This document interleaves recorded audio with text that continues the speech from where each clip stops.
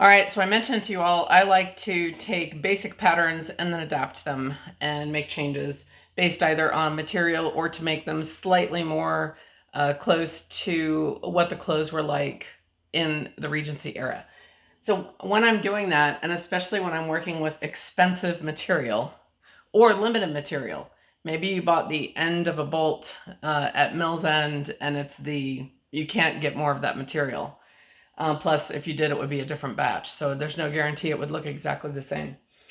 I always like to do the lining first and pin as accurately as I'm able the changes and the modifications that I want to make on the pattern.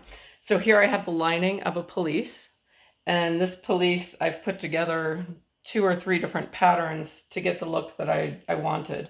So I did want a high collar. It is going to have a button placket. I might close it with frogs. I haven't decided yet. But I went ahead and I attached the skirt because the skirt's from an entirely different pattern. I wanted to make sure that the side seams would line up perfectly. And then also I was not happy with how low the waistline was. And this still isn't super high, but this seemed like I was concerned if I went too much higher with this material that it was not going to hang right because it's a heavier, thicker material that I'm making the jacket out of. And instead of gathers, I wanted to do box pleats. It looks like one of them just needs a little adjustment here. But this way, I was able to make sure that all the symbols match, the side seams match, the front matches perfectly. And I already did a test placket, and that worked fine. The drape is fine. I also took a lot of material out of the skirt.